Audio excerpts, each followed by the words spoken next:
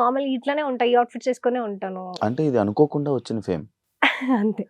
నేను అంతే అండి. ఆబ్వియస్‌గా నేను రెగ్యులర్‌గా నార్మల్‌గా ఇంట్లో ఎలా ఉండాలో ఇంట్లో ఆ! అలాగే ఉంటా. చప్రీలాగా ఉంటాను. అచ్చా!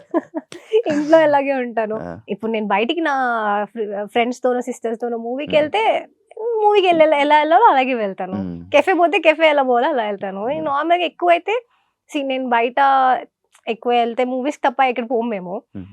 నా డ్రెస్సింగ్ గూడా నాకు ఇదే అలవాటండి చిన్నప్పటి నుంచి గూడా. నాకు వెస్టర్న్ అంత అది లేదనమాట. జస్ట్ హ్మ్. కొంచెం అట్లా అనుకోకుండా వచ్చింది డెఫినెట్‌గా అది. మీరు ఇందాక మేము మాటల్లో తమిళ్‌లో ఒక మూవీ చేస్తున్నానని చెప్పారు. హ్మ్. ఎన్ని లాంగ్వేజెస్‌లో మొత్తం ఇప్పుడు ప్రెజెంట్ ఎన్ని ప్రాజెక్ట్స్ ఉన్నాయి రెడీగా? తమిళ్‌ది చేస్తున్నా అండి. అది గూడా కొంచెం ఆఫీషియల్‌గా ఇన్ఫర్మేషన్ బయటకొచ్చింది గాబట్టి నేను అదే. చెప్తున్నానంతే. మీతో చెప్పకూడదని యాహ్! చెప్పండి.